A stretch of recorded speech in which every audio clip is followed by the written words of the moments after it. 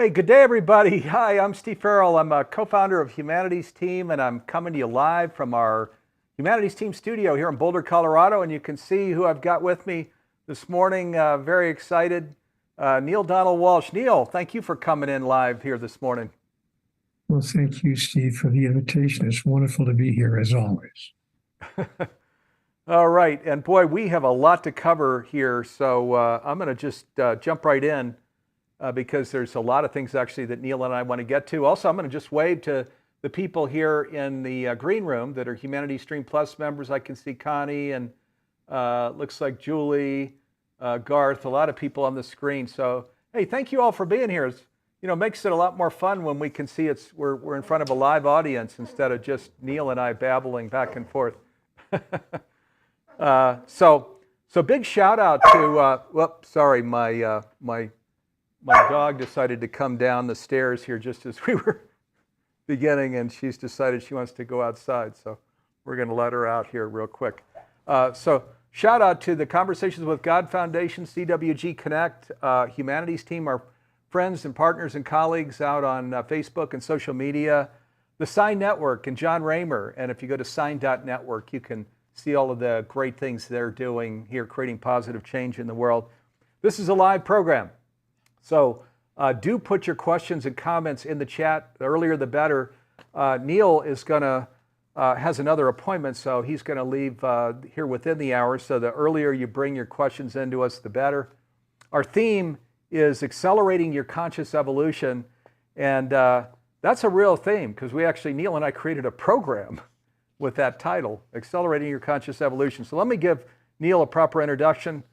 Neale Donald Walsch is a modern-day spiritual messenger and award-winning author of the acclaimed Conversations with God series, which has been translated into 37 languages, touching millions and inspiring important changes to their day-to-day lives. In addition to the 39 books Neale has written on spirituality and its practical application in everyday life, he has co-created several outreach projects, including the Conversations with God Foundation, Humanities Team, and the Global Conversation to help the world move from violence to peace, from confusion to clarity, and from anger to love. Today, Neale is joining me to discuss our newest free program, Accelerating Your Conscious Evolution, and discuss the key areas that will allow us to have a greater impact on others and help create a world where everyone can flourish. And boy, don't we all want that. So this is such an important program that we created the free program and then the masterclass that follows called The Art and Science of Living Consciously. So Neale, great to have you with us. We've been working since the beginning of the year on these programs. We actually finished them up just a while back. But boy, a lot went in, and they support this Changing Humanity's Future initiative, where as we look at isolation and separation and anxiety and even depression, and then all of the things out in the collective with extreme weather and war in Ukraine and all of these things, we have a remedy. We have a remedy that actually addresses the individual and collective challenges out in the world. Neale, can you maybe open us up and just talk about this a little bit? Yes, I think that the sadness of our present situation is that so many people think there is no remedy, that there's nothing we can do, that we're just at the mercy of events themselves and at the mercy of the human condition. But frankly, just to speak very directly, that's a lie. I mean, it's not a deliberate lie. It's simply a misunderstanding, but my experience and my observation has been that the largest number of human beings hold that misunderstanding. We really think there's nothing we can do, and exactly the opposite is true. All we have to really do is to know who we really are, take a hold of the reins of the power that's been given to us by the divine, and use that wonderful metaphysical power that resides within all of us in a way that projects into the reality that we are experiencing the events and the circumstances that we desire. And it's really very, very possible to do that. And by the way, this is not a new idea. We've been told this by virtually every spiritual master. I'm not one of them. Don't confuse it, because I'm not claiming to be one of them, but I have listened to those who we have all decided are spiritual masters, whether we're talking about Buddha or Jesus or Moses or Muhammad, bless his holy name, whether we're talking about Catherine of Genoa or Julian of Norwich or Teresa of Avila, The men and women throughout the centuries have said the same thing we're going to be saying right here today. And we can put it into 4 words that could change everything. The 4-word solution to the problems, the solution that Steve is talking about, put into 4 words, we are all one. Now, that might sound simplistic to you, but without getting into a big, long speech about it, I just invite you to take 30 seconds to consider what could be different, what would change in our politics, in our economics, in our society's approach to our mutually held problems, like the climate crisis and whatever it might be, even the COVID, event that we had here the past 2.5, 3 years. What do you think might change in our global approach to these circumstances if we all held as real and stepped into the living of that statement? We are all one. So the solution, in my view, I could be wrong, but in my view, and the solution that I was given in my conversations with God is very simple. For us to bring an end to our story of separation, to decide that, in fact, we're not separate from anything. I mean, all the world, all the universe is created by energy. We're simply systems of energy, projecting ourselves into a larger system of energy, which is contained within a larger system of energy, which is contained within a largest system of energy at all. That largest system we call divinity. So energy is divinity and divinity is energy. I've never put it quite that way, but when we start seeing it in that way, we can change our collective reality. So that would be my understanding. And all we have to do is take a look at what could we use as tools to put this into practice. That's what Humanities Team is offering them. If you take a look at the courses, the many, many programs that Humanities Team has placed before our species, take a look at those courses. You'll find that divinity and science, metaphysics and science has come together in the middle. And we're all saying the same thing. So check out those courses that are available. And those courses will give you the how, the HOW, how to make the connection between theory, concept, and reality and creation, bringing into our lives the notion that we are all one. That's what I would say in summary on that particular subject. Sorry, I can't put it in more concise terms. No, that sets the table real well, Neale. Thank you. Thank you very much. And we've got here on the screen, humanitystream.net. Humanitystream.net is what you go to for the streaming platform. Of course, it's called HumanityStream Plus. Neale now has 3 masterclasses on the platform. Our Final Frontier, his own, with 24 video trainings. Then he has Discover Your Soul's Purpose with 16 video trainings. He created that with Michael Bernard Beckwith. And then this brand new masterclass that Neale and I created together called The Art and Science of Living Consciously. This program is, I'm going to call it the kitchen sink, that just brings in, when we talk about oneness, diversity and unity, the new spirituality, this program brings it in. And Neale and I, throughout the program, get down into practical application of, okay, on a day-to-day basis, this is what this means. This is how I'm living this, and you can too. Neale, by the way, on Humanity Stream Plus has, I checked this morning, has 93 video trainings on the Humanity Stream Plus platform. So, and of course, I think people know we're a 501c3 nonprofit. So our objective is, our team asks, when can the price come down next? We're a nonprofit. The objective here is to make conscious living pervasive worldwide by 2040, to hold up this remedy, As people, we read in the newspaper, oh my gosh, more loneliness, more separation, more anxiety, now gone to depression, disempowered, as people are looking out at extreme weather and war and social injustice, and we're saying, hello, there's a lot of us are living this now. We're not that far from tipping point. We're one decision away. Let's keep going. Conscious living, it's the thing. So let's go. We're going to take a look at a clip. Actually, let me share first. 102 years ago, Albert Einstein, you Google this, in 1921, Albert Einstein said the greatest illusion in the world is the illusion of separation. 102 years ago.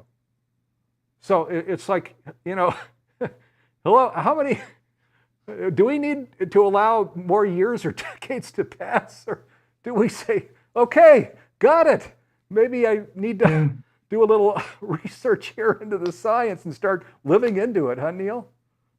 What would it take for us to wake up? That becomes the question. But here's the deal, so that all of us don't feel, in this moment, also have a depressed feeling about, well, Steve is right. It's time is running out. Well, time in a sense is running out, but opportunities are not running out. Opportunities are, in fact, expanding because of the place we find ourselves right now in the world.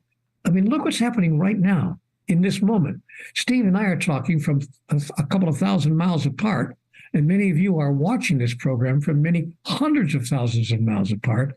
Because of the way the world has created its technological advances, we can do things today that we couldn't do even 15 or 20 years ago, even 5 years ago in some cases. So the opportunity for us now to play an active role in joining in the process of creating our future in the way we choose to experience it, that opportunity has expanded, not contracted.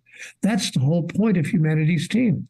If you choose to become a member, not just an observer, not just someone who's watching the passing parade, but someone who's willing to step into the parade and maybe even step to the front of the parade and become part of Humanity's Team in an active, profoundly interactive way, we can change our future. Truly we can, because of the technological tools that have been placed at our disposal right here, right now. So listen carefully to what you're going to hear in the next few moments, because this could make a huge difference to you and to everyone whose life you touch.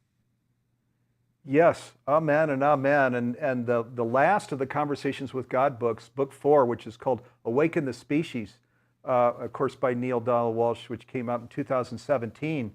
Boy, it says this is the perfect time for evolution, for our advancement, and that the hardest part of this journey is behind us. So, and I know, we all need hope and possibility and a little smile to sort of push us along. And boy, this book is full of it.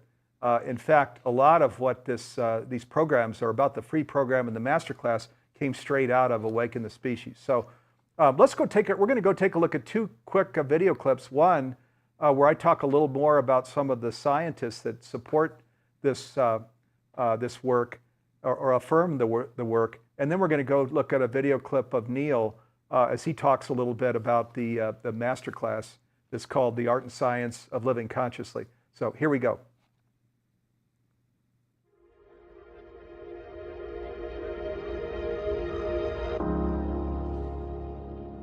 Spent the time looking at what science is affirming in the last years.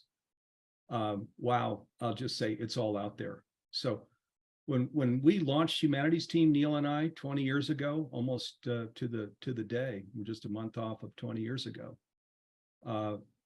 there wasn't as much science in. There was Plato in 450 BCE, right in that same time frame, Hippocrates.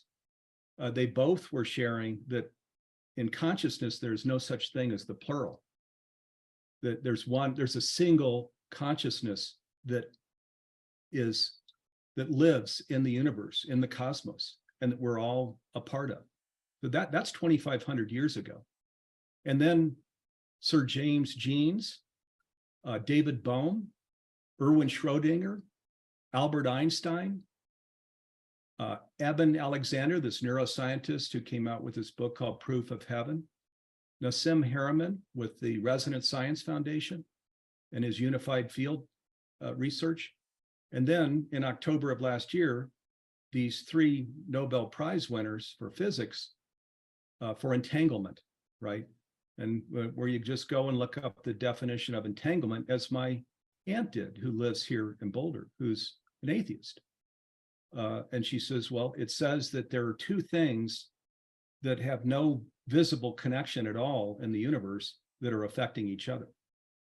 That is one of the functions and properties of oneness, that it's an energetic organism. We're vibrational beings. and that we're actually affecting each other all the time.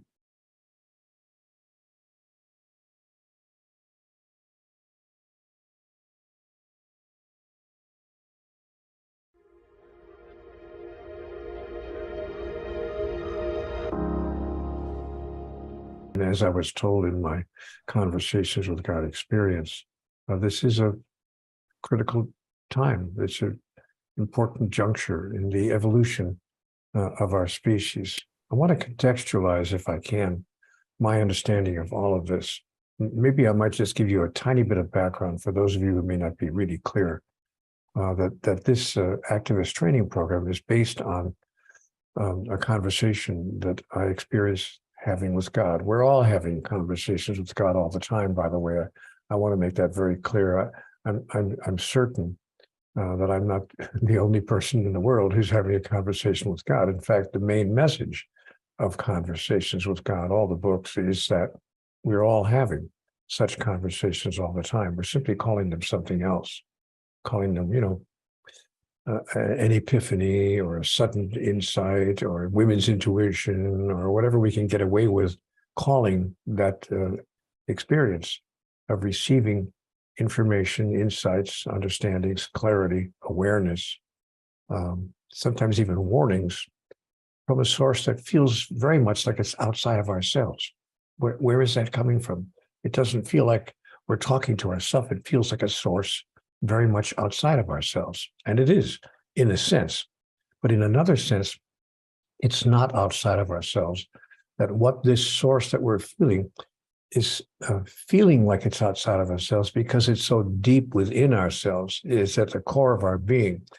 And so I'm very clear from my conversations with God that we are all an aspect, an individuation of divinity.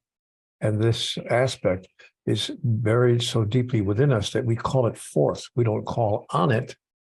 We're not calling on God to do things for us. We call it forth from within us to bring forth a sense of who we are and of what we can accomplish. Boy, I couldn't Okay, have put it any so- better if I said it myself. Right. There we go. So again, the free program, it's called Accelerating Your Conscious Evolution. Humanities team just yesterday sent out its very first communication about this program. And this is the first live broadcast that we've done where we've talked about it. So if you go to humanitiesteam.org with a Y, right up there at the top, you just scroll down a little and you'll see the place where you can sign up for this free program. Neale and I are going to be coming in for the first broadcast to answer questions. So sign up for it. You don't want to miss it. This is really going straight at changing humanity's future, how we address our own isolation, separation, anxiety, depression, disempowerment, and in doing so create a sustainable and flourishing earth where we bring a remedy to all of these things that are out there addressing our personal and collective challenges in today's world. So be sure to check that out. And then if you're a Humanities Stream Plus member, this masterclass is very shortly coming to the Stream platform. Boy, you don't want to miss it. It's fantastic. 16 modules. Neale and I are each doing a live mentoring session. Come to those if you can. And if your schedule doesn't permit, of course, it's recorded and you can come in and check it out that way. So this is really the first unveiling where we're coming in to talk about it. And again, Neale and I started working on this late last year. So this has been, these new programs like this are a long time in the making. And we went back through the 9 Conversations with God books to extract key wisdom, and back through science, back through what notables have shared back to antiquity to really get into this program, what it means to live consciously, and how, in a sense, it's sort of like living on a raft that's floating up above all of the day-to-day world's gyrations, the roller coaster up and down. This is a bad day. This is a good day. I feel confused. I don't feel good. When we're living consciously, and it's not like it's some panacea, but it is a beautiful thing. I mean, as you've heard me say many times, I went to Silicon Valley thinking that this was the land of the American dream, that we can climb those rungs of the ladder there and really come into the fullness of the American dream. And you know my story. It's in my book, A New Universal Dream. No, I didn't find it there. I did find it, but I didn't find it there. It's conscious living. You know, we can live in any part of the world and experience conscious living. What's interesting about this, Steve, I'm sorry to interrupt you, but I want to make a little point here. What's interesting about this is that the largest number of people agree on two major ideas. First of all, surveys have shown that the largest number of people on the earth agree that there is such a thing called a higher power. You can call it God, you can call it divinity, you can call it life, you can call it universal energy, whatever you want to call it. But 8 out of 10 people agree that there's more going on here than meets the eye. So that we have a universal agreement virtually about the existence of this higher power. Now, the second thing we all agree on, or at least most of us do, most people would concede, okay, I get it. Everything is energy. It's all about energy. Yeah, I'm energy, you're energy, the chair behind me is energy, the world is energy, the universe is energy. Everything is energy simply manifesting in a particular way.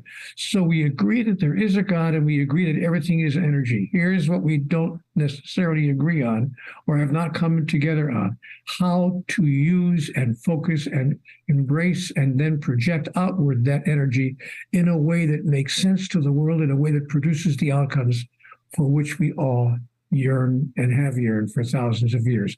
How to use that energy. That's the point of this program. And that's why I wanted to make that clear.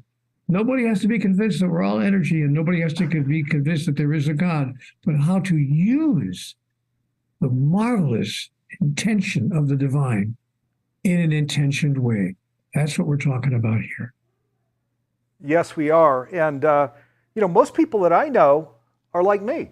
When we talk about energetic beings, vibrational beings, well, the sum total of what I was taught regarding this growing up is, Steve, be sure to eat some vegetables and try and get a little fruit in too, because it's going to be good for you.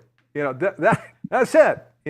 The notion of I'm a vibrational being, and let me just go a little further with this, because this is the sad part, is I think most of us were brought up that way. That's kind of the sum total of our education. And so I'm going to share, this is just kind of from observation, a statistic. I see at least 1 in 10, including members of my own family, not my family here in Boulder, but my extended family, where people live in a sense of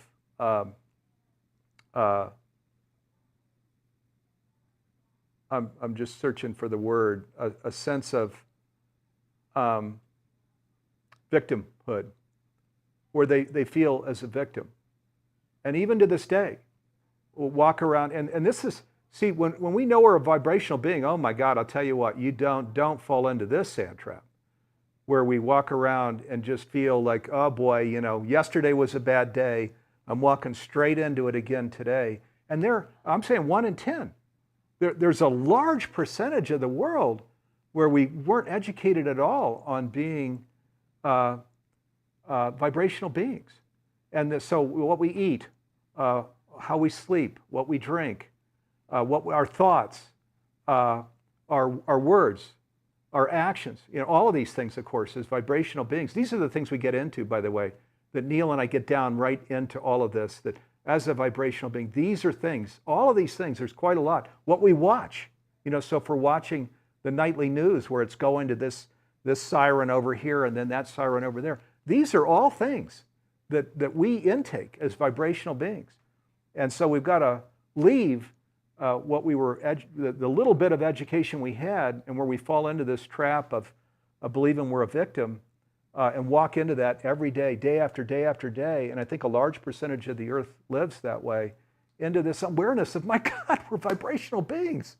Let's pay attention to all of these things that feed us. And then we can we can live a good life and be putting good energy out in the world, which is that's this whole idea. That's how we create this sustainable and flourishing world. Not only let's pay attention to all the incoming that's feeding us, but let's pay attention as well to all of the outgoing, the energy that we are projecting into the world by the things that we think and say and do. When you combine those two together, what we're receiving from the world and what we're sending into the world, now you're at the point, you're at the apex of pure creation. That's what we're talking about, folks. And it's not just theory. It's absolutely possible. It's what's going on, by the way. My last sentence on this statement, it's what's happening right now. If you're wondering why the world is the way it is right now, notice that the world is the result of what, just as Steve was just saying, the world is the result of what we're thinking, saying, and doing. All we have to do is change that, and it's easier than you could imagine. In fact, it's as easy as you're imagining. Just imagine the world and yourself as what you choose for those things to be. Do we dare to do that? Do we dare to imagine that we are individuations of the divine and that this universe was intended to be an expression of divinity itself? We have that opportunity, and that's what we're talking about here today. So listen carefully. Yes, this, what I call this universal dream in this book I wrote, where we're just coming into maturity as a species, and the universe is actually living this way. What Neale and I are talking, this is ultimate reality, where we're living into that cohesion, the frequency of divinity of the universe, which is this one presence, where we're all faces of this one presence. And so all we're talking about is just joining with the rest of the universe, maturing as a species, and then living into what was the whole invitation in life all along. And we're at that moment for that great shift, and we're well into it. So it's super exciting. Let me just share a couple of things we can kind of get down into, some things in our own lives that we get into in the free program, in the masterclass, and other ways of getting started. So let me start with 3 ways that we can get started. One, Neale was sharing this earlier, education. Education. So we, Humanities Team as a nonprofit, reached out to Neale and Michael Bernard Beckwith and Greg Braden and Nassim Harriman and Bruce Lipton, and I won't go on. Actually, Connie here has a program on, who's right here in the green room with us. There she is waving the trust frequency.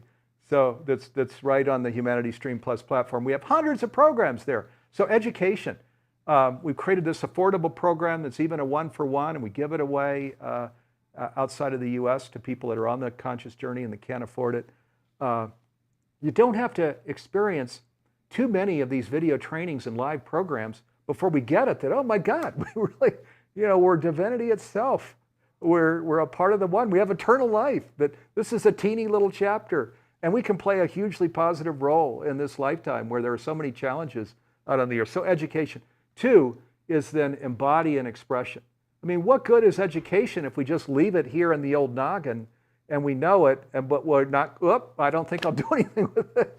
We don't embody it or express it. Oh, it's like looking at fruit or a good meal and never digging in. There's no point in that. So that's all the fun, the embody and express. And then 3, engage others. That's what Neale and I are doing here. We're actually, Neale's crazy busy, works these things in because we just want to invite people. That's what we're doing, inviting people to engage others. Hey, we're at this critical moment. There's a lot of concern here in today's world. We have the remedy, we do. We're backing up to the original problem, which is what we discussed at Neale's home, back in March 2003. As we were launching Humanities Team of, boy, there's an original problem. Let's back all the way up to that original problem of separation. We think we're separate, what Albert Einstein talked about so many years ago. Let's just bring it out in the open here. And that's what we've been doing for 20 years. But going further now with our masterclass and these others, that really get into the fullness of embodied practices and philosophy and science and all of these things that really make living so delicious. So those are 3 things I'll start with.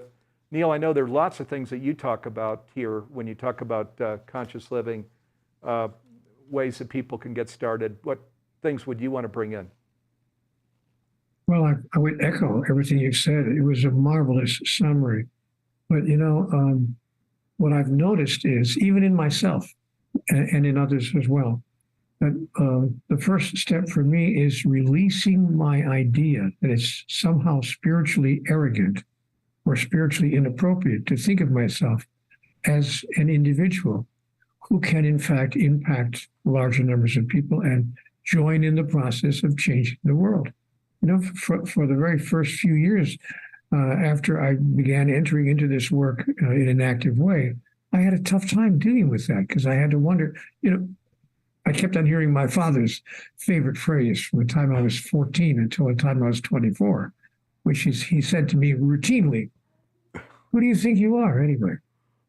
But you know what? That becomes the key question. I want to place that before the house today. Who do you think you are anyway?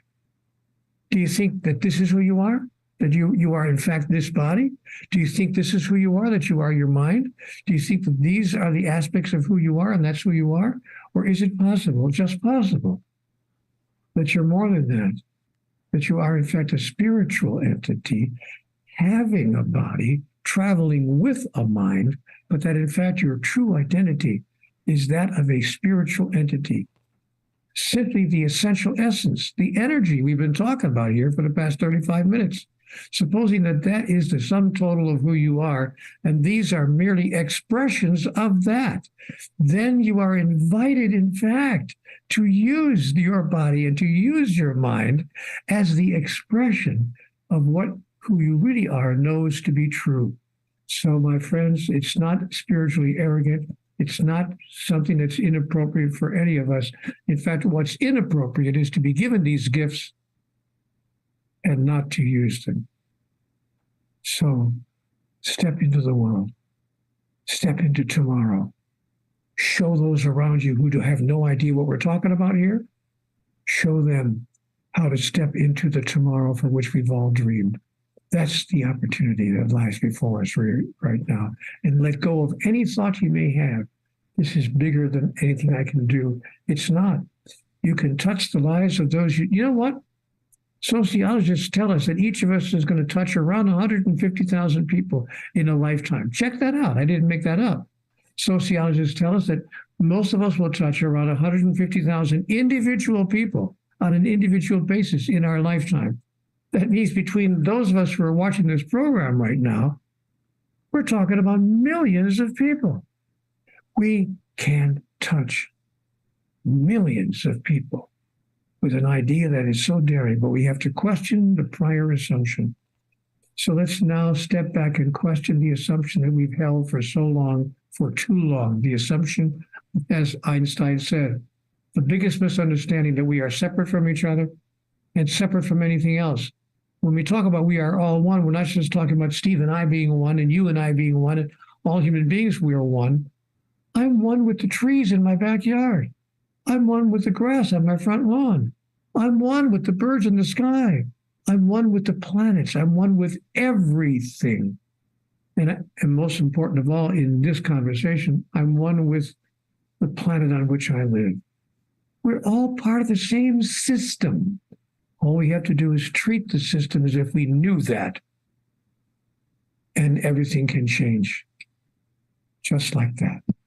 I could be wrong about all of this, but I don't think so. And here's the thing: is we're right in the middle of a masterclass now with Dr. Eben Alexander, Karen Neale, Suzanne Giesemann, Unlocking the Intelligence of the Afterlife. This is the guy that wrote Proof of Heaven, a neurosurgeon who stands in academic circles with scientists and researchers, and Suzanne Giesemann, who is one of this renowned medium, and Karen Neale, of course, did the Life After Death program with us, with Wayne Dyer's daughters, Sage and Serena. James Von Prague is coming in here shortly, who is a medium, and they're sharing. This is ultimate reality. They routinely are lifting the veil, writing books, Proof of Heaven. This is, that we're living into at the end of this life. We're living back into the non-physical realm, and then we stay on this wheel of life, which is so beautifully described in the Conversations with God books. So wouldn't it be a shame if in this life we just kind of kept on doing our separation thing? We just sort of let's just sort of keep on doing this old thing, which has been comfortable. It's been a nice old pair of shoes. Let's just keep wearing that old pair of shoes. And then we go to the non-physical realm, and we're looking down at the massive change, the great shift of the ages, and we left and we didn't participate. I mean, I don't think that would feel very good. So while we're here, let's lean into it. And of course, that's what creates the deliciousness in life. Even if the world wasn't challenged, I think we would want to do this, because this is how we find, that real dream, whatever we want to call that real dream. So that's what we're here to invite and encourage. Now, we only have a few minutes, so let me just, we have about less than 4 minutes. So let me just bring a quick question to you, Neale, and then I know you need to check out here in 3 minutes or less. So Bev says, the part that resonated with me was tell the truth to yourself, then to the other, then to all others. When you're really able to tell yourself the truth about yourself, that's the difficult part. From that, all truth will flow. So it's more of a statement, but I know you might want to comment on that. Well, that's just exactly, thank you, what I was trying to say. When we have the courage to tell the truth to ourselves about ourselves.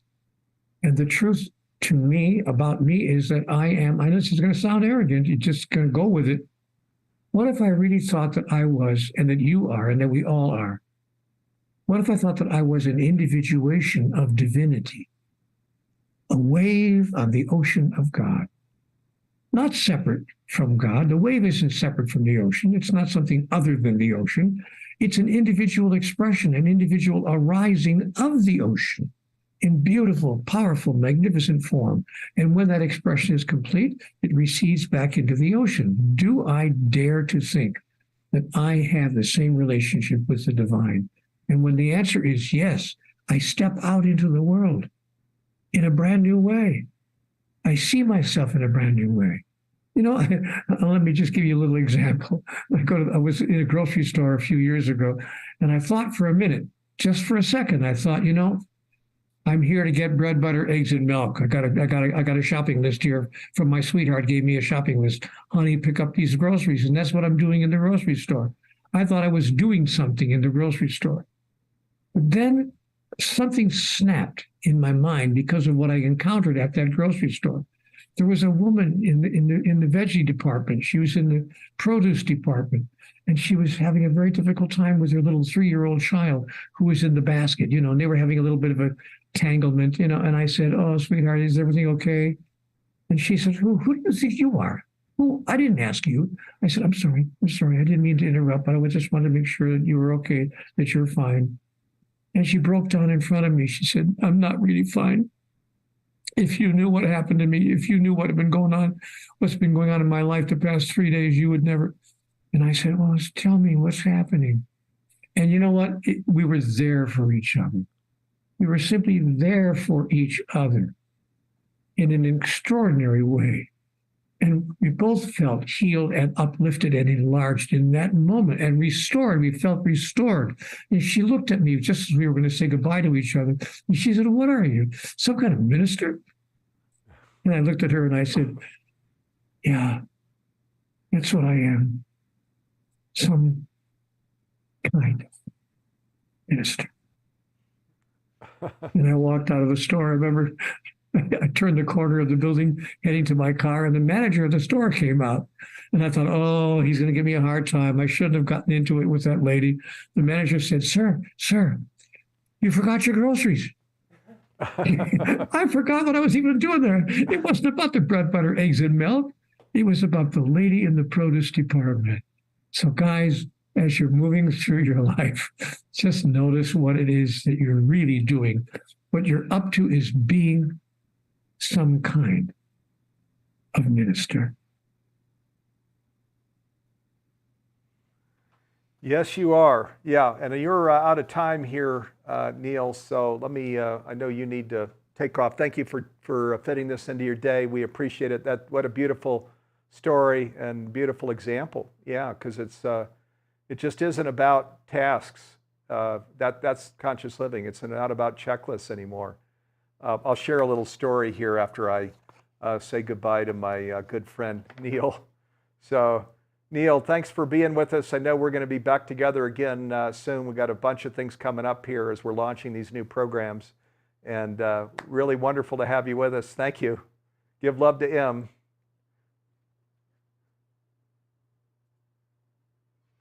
All righty. So Neale is checking out. So, boy, this is such a beautiful example because in my experience, this term transactional, which is a lot of how life is lived here in the Western world, where we have checklists and we've got to be here by this time and get these things done when we're there. And then when we're connecting with people, too often, in transactional, it's just a curt exchange, right? Of where we're not, there's no humanness, there's no loving presence. It's just telling somebody what to do. And what I'm experiencing in this whole conscious living thing is that there's actually no room anymore for transactional. That the word will actually go away from our vocabulary. There's no such thing as transactional when we're living consciously. It's all relational. That's the whole point. That's the invitation when we decided we wanted to physicalize, was to come down here and to be in relation to other people and to live really in delicious ways where we're honest and we're loving, we're compassionate, we listen well, all of these things. When I was in Silicon Valley, I tell the story in my book, A New Universal Dream, I threw away my day planner, which was the thing that was kind of foundational for me. And the reason I threw it away was because I was way too focused on these tasks, just doing this and this and this with different people that were worked on the team. And I realized that the whole heart-based connection and communication, really hearing and listening deeply to each other, was missing. So I threw away my day planner, and I had people come up to me and share the same thing when I was a CEO in Silicon Valley of, wow, you've kind of gone in you're sort of like, are you seeing yourself as more a minister or as a CEO? Which was actually a little embarrassing for me. But but I think that's kind of what this conscious journey is where we're more loving, we're more connected. So one of the questions that came in here is from Kendra, and she says, I'm so excited for this course. What is the art part of this new program? Okay, so the art part of the program, the science is just walking in what all of these scientists back to antiquity have shared about oneness and diversity and unity. So the art part is how we're living that out. So it's where, I was sharing here earlier with Neale, it's like when we're living consciously, it's like living on a raft. It's just floating out on like a river, where we're floating above the whole roller coaster of up and down life, of good day and bad day. Because we feel really good, because we're more in this connected state with nature, with the universe, and we're in that frequency, sort of like a resonant circuit with nature. I look out my window and just stay in that resonant circuit throughout the day. I like to listen to spiritual music, which does that also. So one is, in this art part, is this just a really delicious way of living? We're more in flow. And two is where there are these different levels of consciousness, right? There's subconsciousness, which is our heart just beats, right, without us even thinking about it. And then there's consciousness of, oh, I'm going to go upstairs in 45 minutes to do something. And then there's super consciousness, where we're standing in front of a train that is pulling up, and somebody falls down on the tracks, and we have a split second to make a decision. We think there's enough time to push the person off the tracks. And so we do. We jump down, and of course there have been stories in the press, right? In New York City, you've probably read these accounts, where somebody jumps down, pushes them off the track, and they both survive. That's a super consciousness example. And then supra-consciousness is where we're really living into the fullness of this whole divinity thing, of this whole oneness thing. of diversity and unity, where we're looking at the challenges out in the world, and we really are becoming our big self, which is a cell in the body of this world that's around us. And in a very pure way, we're supporting the world around us. So doing the kinds of things that many of you are doing. That's why you're here. You're on the conscious journey. You've created your own books, your own courses, your own seminars, your own retreats. In your household, you're the example, the model, right? So these are examples of supra-consciousness where we say it's a challenging time right now. I'm going to live as my big self and put these things ahead of little self kinds of things, which really feels good. Actually, the more we give ourselves away, the better we feel, right? It's one of the conclusions we come to, I think, on the conscious journey. So, and when we live that way, when we're living into supra-consciousness, then all of these things, where we talk about miracles and synchronicities and where resources show up, people show up, programming shows up, where you start getting more reach and impact all over the world. Candidly, these are things that are happening for us right now in Humanities Team as a nonprofit. All of us came together with this supra-consciousness dream of let's help to make conscious living pervasive worldwide in 17 years by 2040. Let's live into that. And not that we're perfect or even excellent all the time, but every day let's do our best. And where we show up that way and we have that big dream, and it's a big pure dream, then wow, the omniscience and omnipotence kick in at a universal level. The kinds of synchronicities and miracles that happen are astounding. And you've heard us share over the years, even that we have grown into what we are today with our studios here in Boulder, Colorado, and from our humble beginnings in 2003, where we didn't have any governance papers or organization at all. And we were just traveling around the world, meeting with different people to kind of share ideas. And then we've grown into what we've grown into. So I'll stop with that. Let me just go here. There are a few other questions which I'll get to. Oh, so Connie Baxter Marlowe. Good. Does she want to come on screen? Okay. Where does love come into this worldview? Okay. So maybe she doesn't want to. Let us know if you want to come on screen here, Connie. But so where does love come into this worldview? Love is everything. So thank you for asking the question, because when I was saying it's all relational and it's not transactional goes away. Transactional has no love in it, right? If you go into many classrooms today or even into the hospital, it feels more transactional a lot of times. You're treated, there isn't really a loving presence. And in fact, in the Western world and in most of the spheres of life, there's not really a loving presence. So, and that's the whole thing is, that was the whole invitation here when we talk about living consciously and enjoying the deliciousness of life and this whole where we're in flow and we're kind of like on a raft above this whole roller coaster way of living. It's love as its basis. It's really love. So love is the beginning, it's the middle, and it's the end. Love is a verb. Love is a verb where we're really just living into it. I'll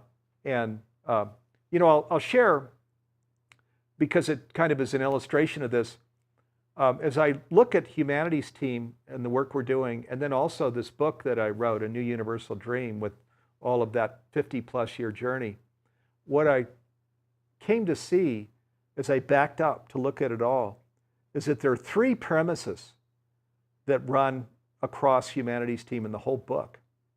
And the first premise is that there's a universal consciousness that animates and permeates all of life in the universe or multiverse. Okay, which is to say we are all one, right? So that's the first premise. The second premise is that we're actually designed, everything in the universe is designed to be a part of that universal consciousness, that one. So that says that it's holistic, because you can divide and divide and divide, this whole Rumi quote thing, you can keep dividing out in the universe and you're still going to have whole lots at every level of division. So the whole ocean in a drop is true. That we're actually, it's designed that way. Now, some of the implications of this, if we're designed as part of the one, this explains why when people get filthy rich and just do hedonistic kinds of things, they never find happiness. Because we're actually we weren't designed that way to just be doing a little self kinds of things. We're more designed as our big self. And so the more, that leads to the third premise, which is the more we give ourselves away, the better we feel. The more we give ourselves away, the better we feel. I give a lot of examples of that in my book too, including of a billionaire, a guy named Ken Behring, who I came to know, who even owned an NFL team and 150 antique cars and a 30,000 square foot mansion with all the best bottles of wine. And it wasn't until the end of his life when he started his wheelchair foundation that he said, I finally found it. I found the treasure that I was looking for, where he was giving himself away. And then the last 12 years of his life, all he was doing was flying around the world in his plane with wheelchairs and giving away wheelchairs. So, and I think all of us, again, here that are present now. So isn't that true for each of you too, as you stop and think about it? What was the most precious moment in your day or in your life as you back up and look at the last year or 5 years or 10 years? It's those moments of, this is this question of Connie's, what does love have to do with it? It's everything. Where we are a loving person and we give ourselves away. This is where we find incredible joy and happiness. Okay, I see Connie wants to come on screen. So good, Connie, come on screen and tell me what you're thinking here. There you are. How are you, Connie? Good to see you. Oh, great. Good to be here. Good to be here, Steve. You guys are just doing such incredibly important work with bringing that science of the oneness of all things. And we're going to get it. We're getting it. And you've participated so strongly in this process of bringing humanity to that place. There's decades of work that you and Neale have been doing with humanity's team. So it's just thrilling to watch it coming to pass now. Thank you. Well, and you've been a key part of it, and people know, I think Connie and her husband Andrew, they have this a book and also a program on Humanity Stream Plus, and it's based on the trust frequency. Do you want to take a minute to talk about it? Because it's integral to what we're talking about, isn't it? Yeah, Steve, because with the trust frequency, it's 10 assumptions for a new paradigm. And what we do in this construct on the nature of the universe is we resolve that paradox of love, not love, because what you're saying is, and what we're saying is, it's all love. But what about those things we see as not love? We all of those things that in that frequency of victim perpetrator that you're working to get us up and out of, we have to resolve that paradox of it's all love. Well, it's the nature of that love that we don't understand. And the nature of that love is that it's unconditional. It gives us everything we ask for. I've just been putting it in the chat. It gives us everything we ask for. What are our requests? Well, our requests are our consciousness. And we have 7 aspects of our consciousness that we call our requests to the loving universe. But in fact, it's exactly what you and Neale have been speaking of. It's all energy. It's all vibration. These aspects of our consciousness determine our vibration and thereby our reality. And that's the whole key, is shifting frequencies into that place where we see that we are one. There's more abundance than we can fathom. And guess what? There's no one to fight with. There's nothing to fight over. So there's peace on earth. So, and with our course on the Humanity Stream, we apply those principles that it's all love to get us up and out of duality of right, wrong, good, evil, victim, perpetrator, where that high frequency is, so that we understand that we chose to come on the planet for our journey to wholeness and self-love and self-acceptance and alignment with our divinity, which you guys are speaking of. So that's it in a nutshell. And I could, if I had the time, I could just say in one sentence the 7 aspects of our consciousness that is a little toolkit, but I don't want to take up too much time. Yeah, no, that's beautiful. And you can see on the screen, so this is the program, I think, for the Humanity Stream Plus platform. So those of you in the green room, check this out. It's there's great wisdom here. You know, back when the late Barbara Marx Hubbard, we worked so closely with her, so did Connie and Andrew, and she used to, they were accompanying each other frequently out because it is such an extension, really, of this very same work.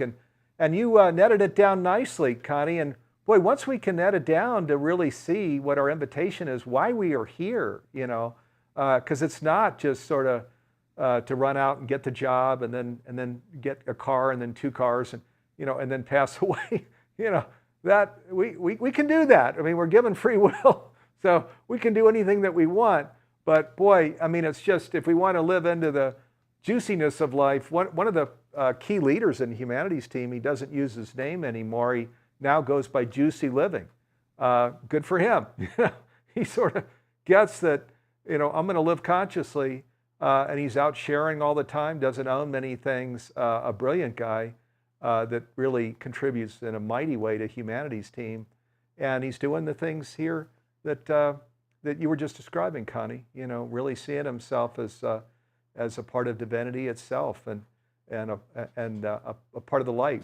You know, they say in Conversations with God, it says, when we're in that non-physical realm, we're a candle in the sun, right? Because everybody's light.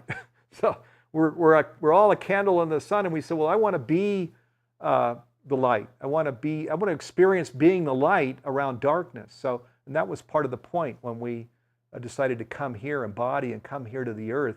There's darkness now down here. And we want to try and create a contagion around the light, about being a loving person, about living consciously. So anyway, yeah, I appreciate you coming on camera here, Connie, to just talk a little about this. And thank you for the incredible work you do with Andrew as you all travel around the country. You're wonderful models for conscious living.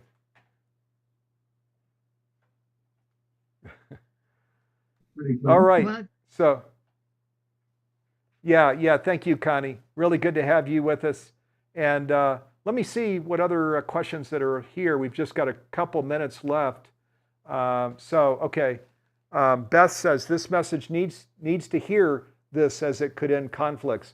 Boy, Beth, you couldn't be any more like on the money with that comment. So, and as we started the program, Neale and I, remember we said, hey, there's a remedy. We are, but just so you know, we are reaching out through all of the people that we know to get the media's attention to come in and sit down and talk with us, with our scientist faculty friends, with our near-death experience friends, with our medium friends, and to talk about conscious living and to hold it up and to share, you know, we really do have a solution. There is a remedy here now for all of these individual and collective issues that are in the world. Right now, the press isn't paying attention. We're going to keep making noise until they do pay attention so we can have a discussion around conscious living, because it's the invitation that needs to be extended throughout the earth to all 8 billion people here so that we know how we can live deliciously and just shake off these things that are challenging so many people. I said earlier, you know, I think at least 10% of the population in the world feels as a victim. Well, you know, that's a pretty deep hole to climb out of. When we talk about living consciously, my God, you know, we're totally empowered. We're not a victim ever. In fact, we don't ever even see villains. So yes, Beth, thank you for that comment. So Anna says, bravo, what do you think about the shift that everybody is speaking about? Okay, that's from Anna. So this is what I think, Anna. I think that I do believe that the hardest part of this whole Great Awakening, this whole shift into conscious living is actually behind us. So I think we're well into this shift. There's a lot of evidence of that. I think everybody here is here because you're living consciously. But let me give you some examples. back 20 years ago when we would talk about energy work and vibrational beings and the things that we do to raise our vibration, didn't get much attention. Now getting a lot of attention. The things today where we talk about raising our vibration even higher, elevating our vibration to where we're doing Reiki and other healing practices, John of God, other healing practices. 20 years ago, considered woo-woo. Today, not considered woo-woo. 20 years ago, we talk about near-death experience of, proof of heaven and things like this. Again, people thought we'd lost our mind. Today, you've got people like Dr. Eben Alexander, who stands with great confidence in academic circles and science circles, even as he talks about a near-death experience. Suzanne Giesman, James Van Prague, Karen Noe, these are a few of the talented mediums that we work with, where they're routinely, every day, connecting with the afterlife. 20 years ago, it was considered woo-woo. Today, it's considered real. This whole term death, I think, will be is a word that'll go extinct, just like transactional will go extinct. So here are a few examples. The media isn't really covering this, but there are all of these silos, I'll call it, of wisdom that are now out in the world that were 20 years ago, these things weren't talked about or believed. Maybe they were talked about, but they weren't believed and really held as true. Today, there's a wide acceptance of these things, a lifting of the veil of the science around unity and oneness. So we're well into this shift. Anna, thank you for your question. And I'm realizing we've gone over. So Neale left us, and here we've gone over. So we're going to go ahead and wind this program down. We've got a great program for you next Wednesday. Be sure to join us. But let's pull the camera back. I want to show you Jim Gray is producing today's program. That's me on the couch waving. That's Jim over there. Jim, thank you. Another great program. Everything worked. So hooray. I want to thank also Garth Catterall, Nanette Kennedy, Dee Meyer, Andy Guski, Karen Watson, my partners and colleagues in Humanities team that make this possible. And then most of all, I want to thank you all. Hey, thank you, viewers, for making our Wednesday program a part of your day. Thank you for spending quality time with us. This is a really important conversation. I know you know that. I know that's why you're here and why you've stayed with us. So, hey, just gratitude to you all. And let's just stretch. I know you're already living consciously, so my invitation is stretch into it just a little more, okay? All of us. Stretch into it just a little more.